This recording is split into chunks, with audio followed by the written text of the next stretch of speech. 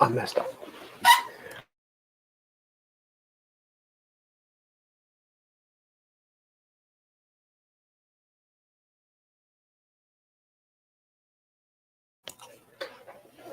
And welcome to the Midday Show. I'm Jeff Everett. He is Mark Messina. We are getting ready for Turkey Day, and what better way than to debate all the subtle, I don't know, how do you want to describe? I thought you were going to say what better way than have the guy next door jamming Bruno Mars. Bruno Mars. This is my favorite Bruno Mars song. This one is. This is a get in the car, Okay. turn it up, and sing as loud as you can. What's it called? Realize that I should have brought you. I don't know what it is. When I Was Your Man? When I Was Your Man. There you go. Okay. This is like the one. You have to turn it up loud enough that you can't hear yourself sing and you can only hear Bruno. But this is the belt it out in the car as loud as you can. This is the way to go. Bruno's great. How are you feeling today? Because I almost got in trouble yesterday for not asking you. I'm feeling better now that I'm hearing Bruno. And I know it's supposed to be a sad song, but this is this is a happy, fun song for me just because I sing it loud. You want to talk about like Pavlovian things? Not having the countdown. Today we didn't do the 1 through 30 countdown. Some people hate it. Because there may be a lawsuit. Yes, well, we didn't do Apparently someone owns that and we're not allowed to use it. We're still looking. But the Pavlovian effect, like I'm almost not ready to start the show. I'm almost like waiting for like the dun dun dun dun dun, and it's not there. It's like you didn't get your warm-up pitches. Kind of, yeah. So now I'm kind of like the dog salivating and didn't get the snack. Like I'm kind of like I'm trying to get ready to start the show. snack is there. You just never salivated. Yeah, it's weird. It's a weird feeling. The dog's like, wait a minute, Pavlov, he rang a bell, didn't he? He rang a bell. He rang a bell, and that signified the food was coming. There was no bell. There's a great scene in The Office where Jim does this to Dwight. Every time the windows, like when you turn off and it'd be like, dun, like the thing. Okay. So every time he does it, he offers Dwight a mint.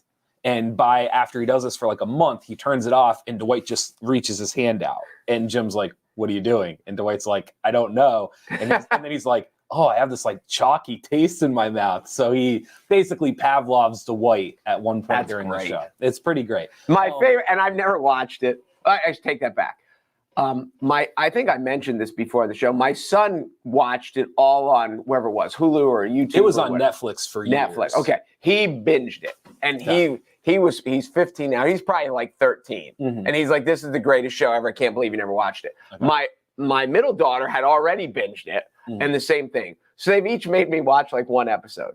The stapler in Jell-O still makes me laugh. Just thinking about it. That surprises me that that's the one. I've only seen about 2 episodes. Well, that's true. But so these are the clips. Stays with you. The stapler in Jell-O is just so freaking fun. You can go to YouTube and you can see all the pranks that they do throughout the show. So before Turkey Day, we have some turkey debates. We've got some stuff. Well, hold on. And let me back this up. Okay. This is not Turkey Day. It is Watch the Cowboys Play Football Day. It's Thanksgiving. I posted a poll for us.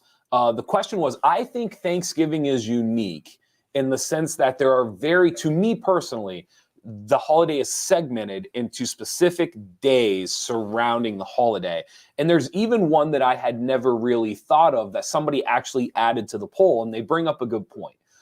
So we all know Thanksgiving is Thursday. Okay, so that is the day, that is the meal. Is that a fair way to put it? For most people, yes. And when you get old enough, like we are having a family, ours is Saturday this year. Okay. Because that's when one of the family members is at another Thanksgiving on Thursday out of state. Okay. So we're just holding off. I will say this before we can get into the minutia of it. The reason Thanksgiving is great is for a couple reasons. Because it's always on Thursday, it gives you that long weekend. And there are people that work on Friday, but the vast majority of people don't or can take off or whatever the case may be. And secondly, there hasn't been a real holiday since, Halloween doesn't count. Halloween is a fun day. But since Labor Day, 2.5 months ago, it has been, or I guess it's not 2.5 months, it's less than 2. But anyway, it has been, because we get into the holiday season and you have Christmas, you have New Year's, you have Valentine's Day, you have St. Patrick's, and kind of all these things go bing, bing, bing. From the 4th of July, which is a half a year ago, we have Labor Day, and then we have Halloween, which is fun. So it's been a long time for people to get back together They get together, and this is the first one, and that's why Thanksgiving is. If it was a Friday, sometimes it wouldn't be as cool. If it was a Monday, sometimes it wouldn't be as cool. Since it's always Thursday and gives you that 4-day weekend, that's why it's great. Okay. And the Cowboys play. So here are the segments of the day. And I'm kind of surprised by the poll. I'm kind of surprised by the answers we got. Thursday is the meal. That is Thanksgiving. That is the day. Yeah. However, Wednesday night is for a lot of people, that is a significant night. Second biggest drinking night in the year. It is kind of like a reunion of sorts for those who go back home. It's for a lot of people, it's the only time they see. I didn't really think of this until the last couple of years. For a lot of people, it's the only time of the year you actually see specific people of your past. Oh, yeah. And so because everybody comes, and I say everybody comes home for Thanksgiving, they go to someone's home. Yes. It is now, it might be this year you go to your spouse's or whatever. Yeah. But very, very few people don't go home for Thanksgiving, or either they go home or they have people come to them. Sure. So Wednesday night to me is one segment of the holiday. Yes. You have Thursday, the meal, which is another segment of it. Wednesday is the party. Thursday is the meal. Then you have Black Friday, which I know for some people is nothing, but for other people, it is a holiday everything. unto itself. Yes. So then you have the day after Black Friday, which I've never thought of it this way, but then someone explained it to me. There are a lot of people in this country, and I don't want to segment it by gender because sometimes the men do the cooking, sometimes I don't know in your household how it works. However, there's a faction of people in America who cook all day Thursday, and the reward is Friday waiting on the other end, where they get to go and shop and do whatever it is they want to do or spend their money on. And I had never thought about it that way until it was explained to me that way. So, you're cooking, you do the dishes, you're cleaning up after family, and then after all of that, Friday, I'm going to go reward myself. I never had put it in that psychological. It's just like you've given yourself a day off to have fun. A pat on the back. After that's fair. I'd never thought of it that way before until someone thought of it. So then you have Black Friday. Then somebody added on to our poll, you have the Saturday, which for a lot of people is not only is it a time to recover, to relax from the holiday, but in most holidays, you do not get a Saturday, Sunday after the holiday. Correct. And so their favorite part of the holiday is that Saturday recovery, where it's not Monday and you don't have to go back to work yet. And so I've never thought of that last part. So I ask you, out of those 4 segments of the Thanksgiving holiday, which is the one for you? Well, for me, that's a good question. When I was younger, it was Wednesday night. Yeah. As I get older, there's probably I love the day, the Thanksgiving meal. If I was on death row, okay, and as much as I love Italian food and spaghetti and pizza and all that stuff, if I was on death row and I had one final meal, it might be Thanksgiving. Okay. It ranks up there. Okay. I do love the Saturday of kind of like, you get to, the world settles down, you have a whole day of college football. You have Michigan State, or not Michigan State, Michigan, Ohio State. Now for a lot of people, hunting is Saturday and the first day of rifle season. So there is a large faction of people, especially in our area, who their favorite day is Saturday. What time can you start? It's first light, isn't it? You're not allowed to shoot in the dark, but most people are out before first light. Like they're set up and they're good to go before. They're out there before first light, but soon as you can see something, you can shoot it? No one's waiting. If you see something, it's okay. No one's waiting. So that is a factor. And then as we talked about on the other, because you hunt a little bit, right? Or you have. I grew up hunting. I have hunt, and I have gone out since then. I do not do it annually, but yes, I have experience. See, I'm not a hunter. But as you said, back when, not even that long, I was going to say when we were kids, just a handful of years ago, it had always been first day was Monday. Yes. Then they've recently changed it. And to how many people who have been lifelong hunters, this would be an interesting poll. Is it better, or did it mess up your routine? Yeah. Because you got to have Thanksgiving, as the man, we eat and you cook and carve, whatever you do on Thursday. Sure. Then Friday, the wife goes shopping and you're there, she's there and you're here and whatever. And then you got the weekend to kind of go get to the cabin and get things ready and get your game face on and go hunting. Sure. Now that it's been moved up, how many people like it? How many people don't like it? I bet there's some people who don't even go out yet. They wait till Monday, but they're afraid they'll lose the big buck because somebody will shoot it over the weekend. That's exactly what they're doing. And you can hunt Sunday now, that first weekend. So not only can you hunt Saturday, you can hunt the whole weekend before Monday. Harry Peters hit it dead on. He said it messed with my beer drinking. And honest to God, the friends and family that I've talked to, they said the issue isn't so much the Saturday, it's that you lose Friday. Because you're in the woods at 4:00 in the morning. Correct. So it's not even like on Friday, you're going to be able to really like enjoy yourself and everything else. For years and years and years, I always did Black Friday as I would convince friends and family to come over, decorate my place, but really it was an excuse to drink and be merry and trick people into decorating my house for me. So now like the people that hunt, that's a no-go, right? Like that's no longer really a thing that they want to go out Saturday morning. I would imagine, you brought it up to me, older people that like they just want to hunt and they just want to get to their stand and it's really about the hunt, they are probably more excited about the Saturday thing. I would imagine half of them are probably not. Half of the people are kind of like, you know what, I enjoyed the Thursday, getting up to the cabin, catching up with everybody, drinking with the uncles, and then you go out Monday and you have a hunt. I'm sure there's a huge faction of people that aren't thrilled about the Saturday hunt. I would suspect there are a huge faction, yes. Yeah. And just because of the rhythm, I'm sure once they get in the woods and everything's good. Yes. But the rhythm of it and I would think spending the weekend at the cabin, and I would suspect that I'm sure there's people that go up Friday. I would suspect a large contingent of people go up Saturday. Back when this was a Monday, when Monday was the first day, and it builds the anticipation in it. It's like getting to a game 2 minutes before first pitch, or getting to a game 2 hours before first pitch, and you watch batting practice. And you kind of let the anticipation build. That would be a very interesting. That's a question I'm going to ask all my hunter friends now. Is it better? Is it worse? Or don't you even care? So the poll that we had posted, the majority of people actually still said Thursday, which doesn't surprise me. I would not. I'm still at the point in my life where Wednesday night, like tonight is the night. I'm going to see people I haven't gotten to see. I'm going to get to laugh and enjoy myself.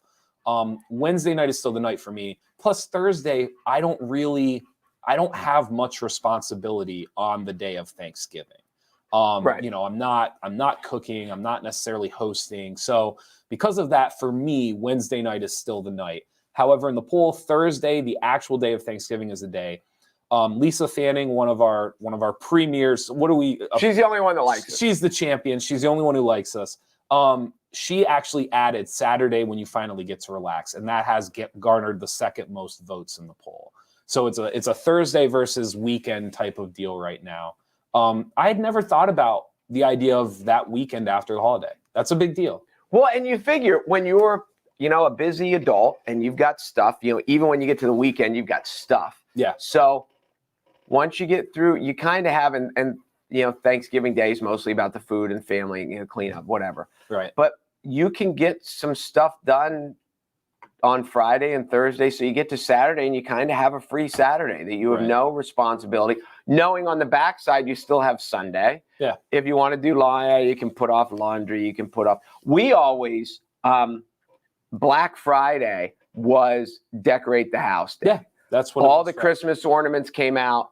The tree came down from the attic because we were an artificial tree person as opposed to cutting down a real tree, which is going to be, people are going to have to take out home equity loans to get a real tree this year. It could be rough. You'll appreciate this. My mom was a Black Friday shopper for a lot of years. She'd go with family and they would go. And my dad would actually use this as the opportunity. We would actually go get the Christmas tree on Black Friday without her and get it into the house and have it all set up. So when she returned Saturday or Sunday, the tree was in the window. Now, we wouldn't decorate it, but the tree would be in the window. She could see it. One, it was kind of like a nice thing. She'd pull up. She'd be excited to see the tree. But second, my dad, kind of in a secret genius way, there was no one saying, you know, the needles, and there was no one like, don't mark up the doorway. And it was his way of getting the tree into the house without having hassle-free, without a supervisor exactly telling him how to do it. See, now when you started that, I thought you were going to say that when he went to pick the tree, he just got to pick which one he thought was best. That too. And he didn't have someone saying, well, how about this one? What about this one? That was part of it. That was 100%. Because you're like, honey, once we get it home and once we get ornaments on it, you're not going to be able to tell that much. That is a lesson I have never quite forgotten, that lesson, and the genius of getting the tree on Black Friday when she was away. There's just a very subtle genius to that I've always appreciated. That is good. I will bet one day, younger in the marriage, he did it to be nice. Yeah. And then he realized, God, this system works well. Yeah. And then he never, I can see that. I'll never forget that. You have some, like, not debates, but you have some, like, questions. Yeah, so I have some questions for you then. And this didn't make the poll, but there's always things. One of the ones that I've seen going through social media lately, as we talk about what actually goes on the meal, or what goes on the table during the meal. Mac and cheese. Yes or no? So it's so funny. I just saw, I don't know if you saw, there was a professional football player who basically like condemned mac and cheese. Yes, I saw that. He even started it with said, I know I'm going to get canceled or hated or whatever, but don't put it on the table. It's wrong. Yes. I have no issue with it being on the table, but I will say this. I rarely touch it on Thanksgiving because there are so many other things on the table that are not typically on the table, especially for me, because I'm like, I don't cook, I don't have a family, so these home cooked family meals for me are few and far between. So for me, like, I'm not diving into the mac and cheese on this day. I'm not knocking anybody who puts it on the table, but if you're somebody who's like, if I look at your plate and it's like a fifth mac and cheese, I'm slightly judging you. Slightly. I do not. I don't think I've ever been at a Thanksgiving dinner with mac and cheese on. Okay.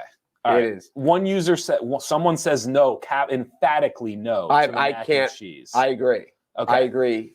Totally. Do you have one that is like, should not? Well, here's the next one that kind of goes with this. And I never saw this till a couple years ago, and a buddy of mine posted it. And I thought, well, that's crazy. And then a lot of people, in your stuffing, do you put raisins? I personally, so we used to go to my aunt's, and now we actually go to the Wheel Inn. We don't deal with that, which we'll talk about here in a second. Personally, in my experiences, I've never had the raisins and the stuffing. So I can't even speak poorly about it because I don't know if I've even had the option. I never have either. Okay. I like raisins. Okay. I can imagine that it would make it good. Okay. But like you, I've never had it. I never even would have considered it until I read it. And then I thought that this guy has some crazy aunt who has some stupid recipe with raisins. Okay. And then lots of his friends are like, yeah, we always have raisins. How can you not have raisins in your stomach? So we do not, but I'm not as opposed. I'm against mac and cheese on the table. Okay. I am not. I would try it. I will. Can I say this? I think the stuffing is the most hit or miss thing on the table. I would agree with that. I either want all the stuffing I can have or I'm not touching it. The problem, and I agree with that. I agree with that 100%. Unless the turkey's just done poorly. Sure. But assuming the turkey's good, I agree. The one thing, as I'm continuing to ponder this raisins, the thing that makes Thanksgiving great is the blending of corn and mashed potatoes and stuffing. Okay. I don't know if I can get raisins in my mashed potatoes. Okay. That might be a problem for me. I can do stuffing and mashed potatoes on one forkful, but do I want a raisin in there? I'm not sure. I won't knock it because I've never tried it. But my initial gut would be that is a no-go. Are you a gravy guy?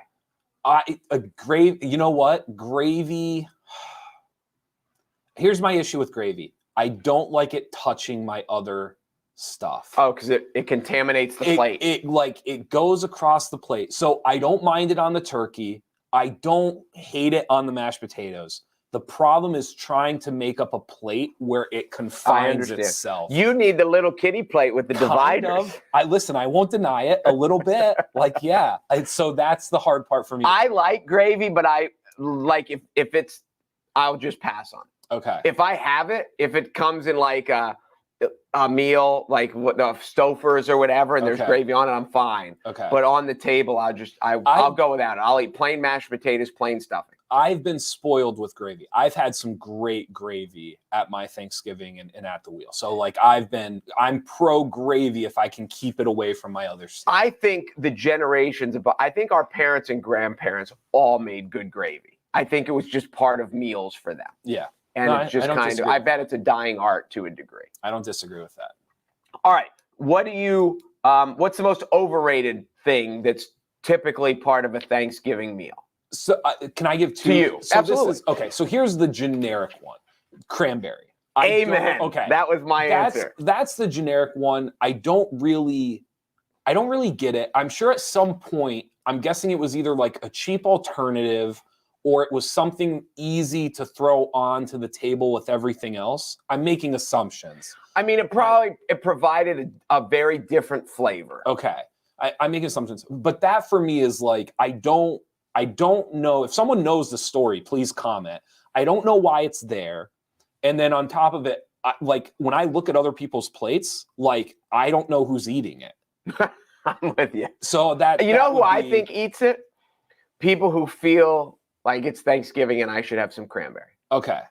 But if there was no cranberry on the table, I think there would be people that say, well, it should be here, but no one would really miss it. Okay. And maybe I'm totally wrong on this, but cranberry is the most overrated to me. The people who like it, though, I think would miss the hell out of it.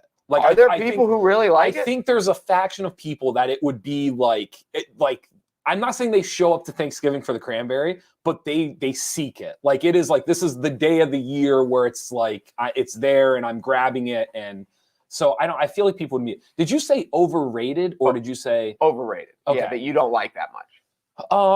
I think that this is insane. I think the turkey is overrated. I if you're not a turkey lover, the meat of Thanksgiving is the most overrated part of the meal. It's funny because my ex used to say for all these, I would just, did you ever go to a Boston market? Yeah. I would just eat the sides. Yeah. And I could very happily go into a Boston market and order 4 sides and that's my meal. Okay. And I would skip everything else. So and I hate dark meat turkey. I'm a white meat turkey. I prefer the white meat. And I like it. But I agree with you. And when I'm going back for seconds, it's mashed potatoes and corn and stuffing and all that stuff. Yeah. And I don't hate turkey, but it would never be the meat of choice for me. Right. I would never go to it. Real quick, here's some things on cranberry sauce. Charlie, jellied cranberry sauce has to go with Thanksgiving dinner. No to raisins, period. Seems like most people are out on the raisins. That's just the vibe I'm getting here reading through some of this stuff. Cranberry has to be out of the can. That's how else would you can you do cranberry? You're asking the wrong guy. Yeah, no, if anybody knows, how else would you? I only assumed it would come out of the can. Not that I think cranberries come out of a can, but I only assumed I want to talk to somebody. They don't grow on trees. Oh, maybe they do. I want to talk to the person who's not getting the cranberry out of the can. They make their cranberry from scratch. I want to talk to that. Is a dedicated chef there. I would love to talk to that person. Fresh cranberry sauce with real cranberries. Yes, if there's somebody who's actually doing that for Thanksgiving meal, I want to talk to them. Are they talking? Is that like a gravy-ish, or is it just That's a great question. I don't know. Because I can see, don't you go to restaurants sometimes and there's a cranberry sauce on the turkey? So Julia says canned or jellied cranberry log became available nationwide in 1941 by original founder of Ocean Spray. That's according to Google. Oh, okay. Okay. You see, so this is my, again, full assumptions here. I don't know this. I always thought the cranberry out of the can was like you have all these other things going on in the kitchen, right? So it's you're worried, quick and easy. You're worried about the turkey. The mashed potatoes got to be mashed. Like you're flying around trying to stuff's in the oven, and then here's the simple thing that you're just all you need is a can slide opener it out of the good to can. go. And the other thing too, like you don't have to like it can sit out. It can sit like it can. You don't have to worry about hot or cold or It anything. can probably sit out for days. So I always just thought cranberry was just a nice thing to simplify the chaos that is creating the Thanksgiving meal. That was always my take on it, but it looks I could 100% be wrong. You could be right. Okay. All right, you ready for the last question I got? Can I ask you one only because it pertains to the meat of it? I've been spoiled. I almost have always had ham with the turkey at the Thanksgiving meal. I did not realize until I got older that for some people this is a taboo thing. This is blasphemous. To have more than one meat at the Thanksgiving table. Now I'm thinking, I don't because I know there's like if you can have the Christmas turkey, you can also have the Christmas ham. I have an aunt who really likes to cook and is very good at it. Mm-hmm. And I am sure that we have had holiday meals with both turkey and ham. Okay.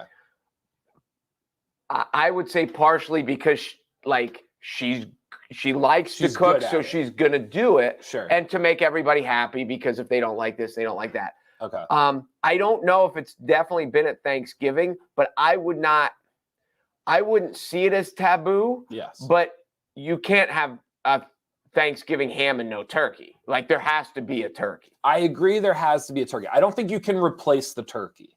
So that I 100% agree with. So shout out to my Aunt Debbie. She used to kill it. There was always ham. There was always turkey. And then when I would go to the wheel, they would offer various, like sometimes they'd offer like you could get a prime rib meal instead of a turkey meal and stuff like that. So I have always, every situation I've ever been in, there have been multiple meats. Options. And then when I found this out, that was kind of like not a normalcy, like I was kind of taken back. I didn't realize that. I mean, it doesn't surprise me. If you're a traditionalist and you're like, hell no, I can get that. Okay. But I wouldn't. Okay. I wouldn't shop. What else? All right. So family, are there any family specialties, unique things to your family that like dishes or desserts or anything? So on the meal side of things, no, but we have like other things. So if you have a meal thing, go ahead. Do you have like a meal thing? The one that my family's always made is a baked corn. Okay. Used of dried, and it's Cope's brand. I don't know. It has to be. Okay. And there's this film on top. There can't be anything healthy about it because there's this creamy layer to it. Sure. But this dried baked corn is to die, and I'll eat the whole plate. Yeah. And my mom, and I don't know why, I do know why, probably because my mom has a sweet tooth. Like, it's amazing that she's lived as long as she has, considering how much sugar her body has taken in. Okay.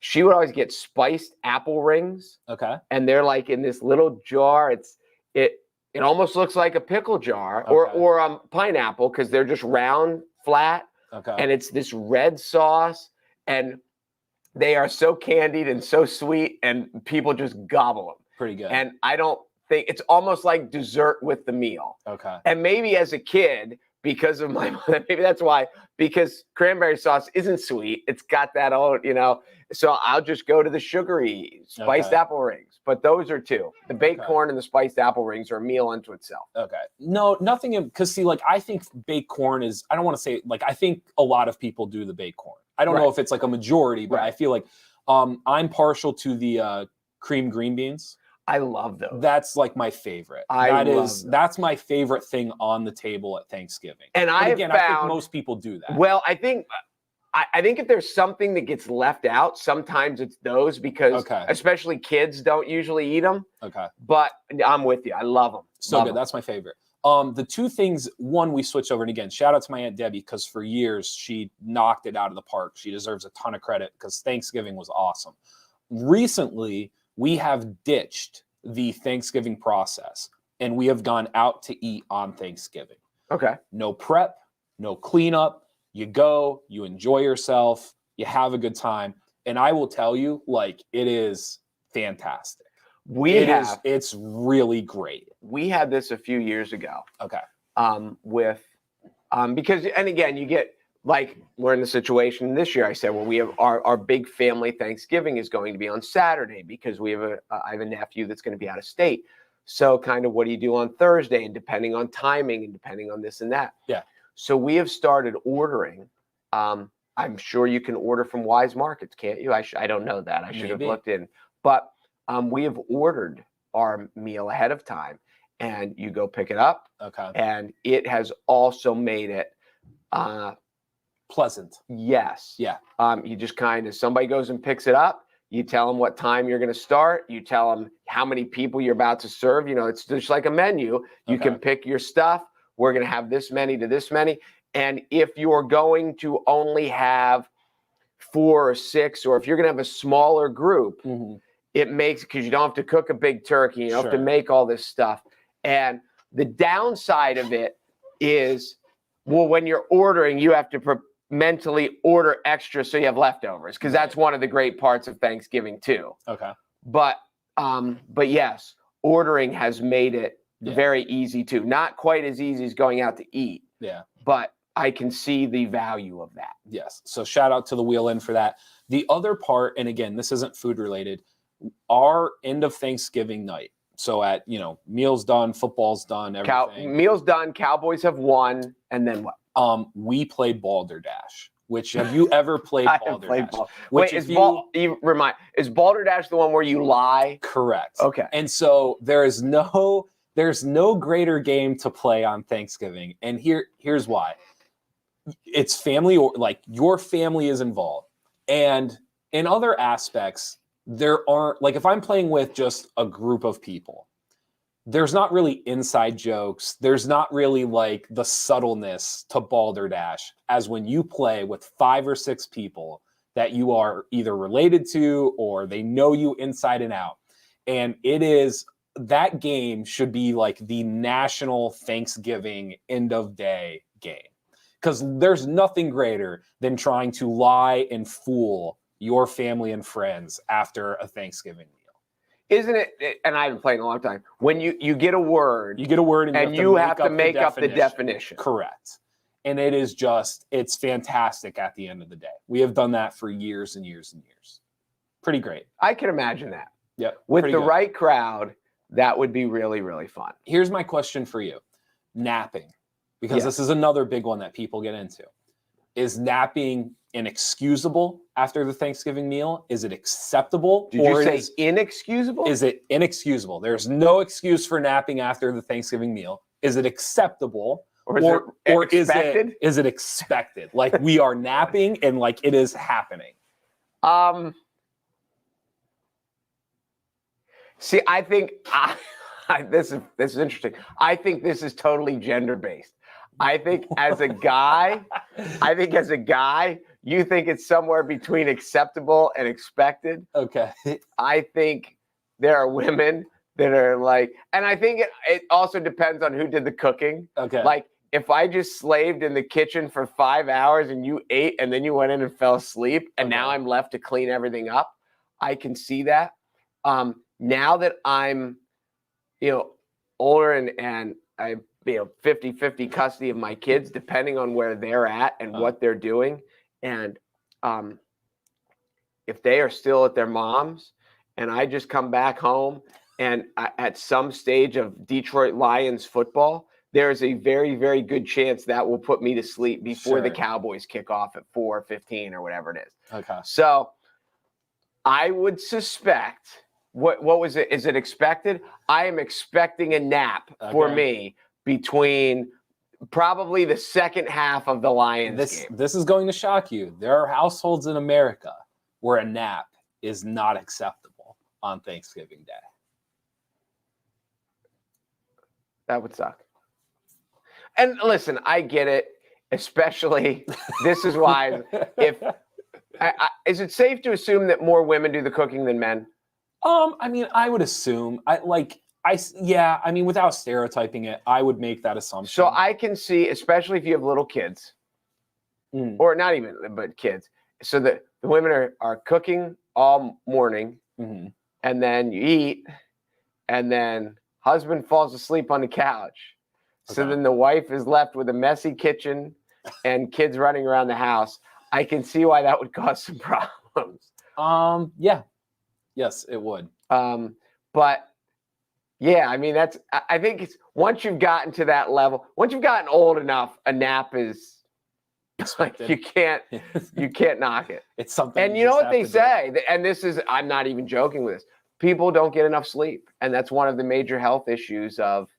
So, listen, I'm team nap. Anytime you can get a nap, it makes the day better. It drives my girlfriend insane. Like, I am team nap. I'm not saying, but Thanksgiving's interesting because it's like families in, and it's like there's a lot going on, and yet, like, for some people, like, they can't, like, you have to, like, you can't, it's not even a want. It's like, Here it goes. I am down and out for my mom has this couch. It's not, well, there's the big couch, and then there's the 2-seater love seat. And I tell my kids, this is the magical love seat, because when you turn horizontal on this thing, an hour of your life just disappears. Sure. That's it. You can't stay awake anymore. It's just, I guess, I don't know if funny is the word, but it's just different because when you think of Christmas and you think 4th of July, whatever holiday you're bringing people, like, you would never, if someone took a nap in the middle of your 4th of July holiday party, you would look over and you'd be like, what are you doing? It's called passed out. It's different. Like, it's a different form of nap. All I'm saying, if Uncle Jimmy had 3 hot dogs at your 4th of July party and then took a nap on the pool couch, like, you'd be like, Johnny, wake up. Like, what are you doing? No, but if Uncle Johnny had 3 boxes of Bush Pounders, and that's why he's napping. But you'd probably still say, like, what are you doing? Yeah. But at Thanksgiving, like, it's just it's almost like, why are you still awake? Well, yes, no, I get it. Just very that is different. Good. Very good. All right. Anything else before we head into Turkey Day? Yeah, James Franklin, 10 years. Yeah. Good, bad, or indifferent? I will say what I've said before. I think coaching is hard. I think it's even harder to find good coaches. Even if you dislike James Franklin, I don't know who the guy would have been for Penn State if he left. I have no issue with the extension. None whatsoever. I was just talking to Aaron outside in the hallway, and he said the same thing. And I was like, it keeps them relevant. It gives them a chance. But I've said to several people who are Penn State fans who are not in love with Franklin now. There are a lot of people that are upset. I've said to them, I said, why do you think USC wants him? Why do you think LSU wants him? Like, these are programs that, like, most Penn State fans believe are on their level, or they want to be on their level, and they want James Franklin. That's not a coincidence. I mean, 2 months ago, they went to Iowa. They were looking at, and if it wasn't for a quarterback injury, they beat Iowa, and then who knows where their season is. It's really simple. And they played, when you just watch where, yes, they lost to Ohio State in a really close game with a defensive touchdown that made it. And then Michigan State, who's number 7 in the country, just lost to Ohio State by 106 points. Penn State has been good. It's been a disappointing year. But he always keeps them relevant. They are always in the argument. Yes, but you're dragging football into it. And I'm saying, like, I don't even need to look at a score. I don't need to look at a schedule. Who are you getting? No, I'm with you. If you're saying goodbye to James Franklin, you tell me the guy that's better that is coming to Penn State, that he's coming. No, he's I'm with there. you. Well, and I'm telling you, like, that dude James Franklin is a good enough coach and a good enough motivator and a good enough recruiter that in the middle of North Central Pennsylvania, the idea that you're just going to find someone better is ludicrous. The only guy is Matt Rule. No. Who's the coach of the Carolina Panthers. Sure. But he's not coming to Penn State. No, he's not. And here's the thing. I understand that as if you are a diehard Penn State fan, you want to be Alabama, you want to be Clemson, you want to be Ohio State, you want to be Oklahoma. Because right now, those are kind of the Mount Rushmore of college football. And Penn State is not there. There's no doubt about that. But when you take, like, the next best 6, Penn State's not one of the top 4. Are they one of the top 10? Probably. I think they are. I think so, too. I've been arguing with you for months. I think they're a better program than USC. Well, right now they are. The reason I think USC is a better job is because, A, it's in Southern California, and B, you can win your conference without having to beat Ohio State. That's fine. They don't but not everybody wants to live in California. Well, I get that, and James Franklin obviously doesn't. He doesn't. But there's no bully on the block in the ACC, there's Clemson. In the SEC, there's Alabama. In the Big Ten, there's Ohio State. In the Big 12, there's. But there's nobody in the Pac-10. But if they expand the playoff, it's not going to matter anyway. And that's a valid And they're point probably going to go to 8 or 12 very, very soon. So even that's kind of redundant in itself. I mean, I saw all Notre Dame fans were making fun of Penn State fans yesterday. There's a lot of Penn State fans that are mad. I think Franklin keeps you're in the argument every year. And if you put Notre Dame in the Big Ten, they'd have the same problem and they'd be in a worse spot than Penn State. Absolutely. I don't know, worse. Penn State and Notre Dame are very competitive, compatible, whatever word I'm equal. But they're equal because they're not in the Big Ten. If you put Notre Dame in the Big Ten and now all of a sudden they have to deal with that, it's very different. Very different. Notre Dame would have a heck of a time going 11-1 in the Big Ten. But think about what you're saying. You're saying they're equal right now. So they can't possibly be equal if you now put Notre Dame into the Big Ten. Well, Notre Dame's something and one. If Notre Dame was in the Big Ten, Penn State's going to end up 7-5, 8-4. One of those two. Notre Dame would end up 7-5, 8-4 in the Big Ten. So then what you're saying is you don't think they're equal. You think Notre Dame is a step ahead of them right now. It can't be both. Why can't they be equal? Because if they're equal right now, once they go into the Big Ten, it's going to be harder for them to crack into that top 4. I think if they played right now, they would be. Oh yes, it would be. It would be not impossible. It would be almost impossible for Notre Dame to win the Big Ten. Correct. They can't beat Ohio State. Yes. So what I'm saying, So what I'm saying is, if you think I understand what you're saying now. Okay, so now it's different. Yeah. I still, before we get off the air, I'm waiting for your apology because I told you for 3 months that James Franklin was going nowhere. Well, you said he had no. For 3 months. You said. I think you said, and it's one thing to say. 3 Listen. months. I'll rewind the films and I'll watch. If you said I think Franklin's staying, then you're right. If you said he has no intention of leaving, I think he might have had every bit of intention. I think he might have used this as lobbying. Sure. I think they paid him a lot of money to stay. Mm-hmm. It's a good gig to stay. He's a Pennsylvania guy. He's from Pennsylvania. But if Penn State hadn't given him this extension, would he still be here? I don't know. Because USC needs a coach. And they need one bad, and they're going to pay a lot of money to get one. I would say this, though. I don't think he wanted to go to USC. The goal was always to stay in Penn State. And I think it's fair. You may be right. And I think it's fair to say that I said that for 3 straight months. And you may be right. But I don't think that there was I should say this. USC's a really good job. We know. James Franklin's goal was never to leave, ever. It was never the goal. I agree with that, but I also think 8 years into it, he thought that he would be better than one Big Ten championship, no trips to the Final Four, and better than an 8-4 year, which I think Penn State's going to beat Michigan State. I think they end up 8-4. I think he thought that they would be higher. And again, I just said it. I think they're a top 10 program. Yeah. I think he thought they'd be closer to the top 4 than they are. 4 is hard. 4 is really hard. I don't think people understand how hard it is. Really hard to be one of the best 4. And the other, not every conference is made the same. Not every schedule is made the same. It's to be in that 4 is brutal, especially when you know. Full transparency. When you know that 2 out of those 4 spots are most likely going to a conference that you don't play in. That is just the reality of it. Yes, and until something happens at Ohio State, and Ohio State comes back to earth a little bit, they're so good. They're good. They're good. They're well coached. Good. They get new coaches. They've had coaches come and go. But if you are in the North, because again, we have Alabama in the South, we have Clemson on the coast, we have Oklahoma out that way. If you are in the Northeast of anywhere, even if you're in the state of Michigan, if you're the best high school football player in the state of Michigan, where you're going to go to, if Ohio State wants you, why would you go to Ohio State? If they go to 8 or 12, it'll level out quickly. It'll help. It'll absolutely help. It will level out. I don't disagree with very, that. very quickly. There was one other thing I wanted to ask you about it, and now I can't remember what it was. 10-year extension. Obviously, extensions get broken, and there's no way to know if he'll be there for 10 years or not. Penn State national championship in the next 10 years. Yes or no?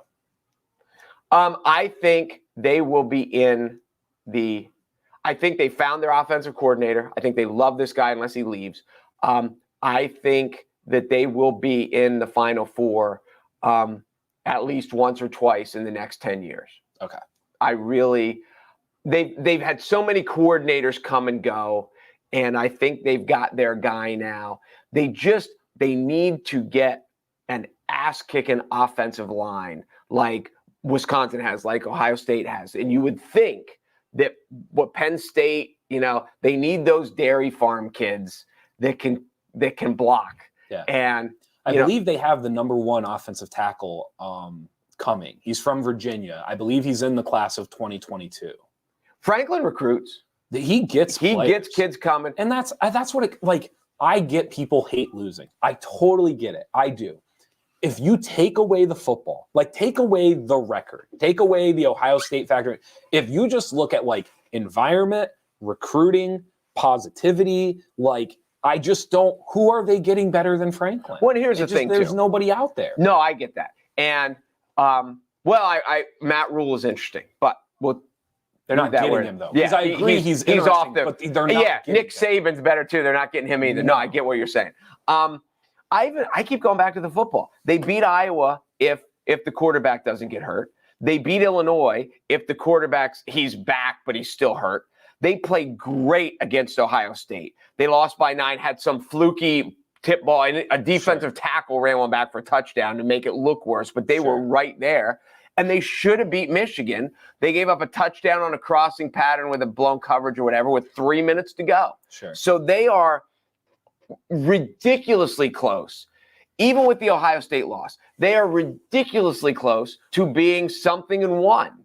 And you say, well, injuries are part of the game. Ohio State's quarterback hasn't got hurt. When you look at these national championship teams, when LSU went, Burrow didn't get hurt.